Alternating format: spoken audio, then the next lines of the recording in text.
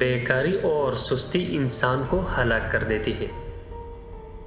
نماز روزہ تو سب کرتے ہیں، لیکن مرد وہ ہے جو 60 سال گزارے اور بائیں جانب کا فرشتہ ایک حرف بھی ایسا نہ لکھ سکے جس کے سبب اسے حق تعالیٰ کے سامنے شرمندہ ہونا پڑے۔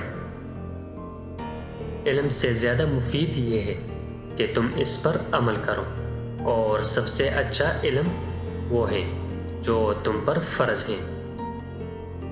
نوجوان اگر آج اپنی قوت فضول کاموں میں صرف کریں گے تو کل بڑھاپا ان کے لیے بچتاوا لائے گا۔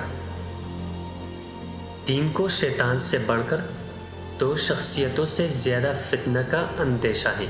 پہلا ایسے عالم سے جو زاہد نہ ہو، دوسرا ایسے زاہد سے جو عالم نہ ہو۔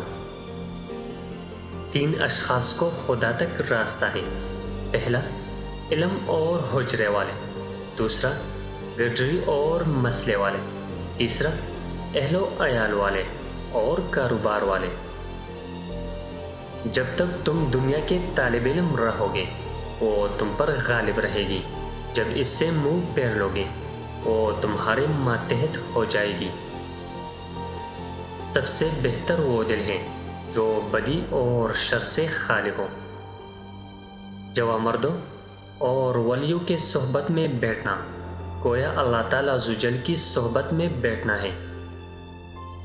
انسان ہر شے کو سمجھ سکتا ہے مگر رسول کریم صلی اللہ علیہ وسلم کی درجہ غایت کو نہیں پا سکتا۔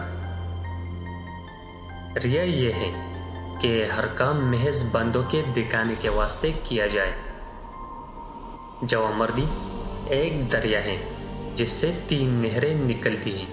پہلا سخاوت، دوسرا لوگوں پر شفقت، تیسرا لوگوں سے بے نیازی اور اللہ تعالیٰ کی نیاز مندی۔ جو شخص زمین کا سفر کرتا ہے اس کے پاؤں میں آبلے پڑتے ہیں، اور جو آسمان کا سفر کرے اس کے دل میں آبلے پڑتے ہیں۔ فقیر کا قرار بے قراری میں ہے اور راحت جراحت میں۔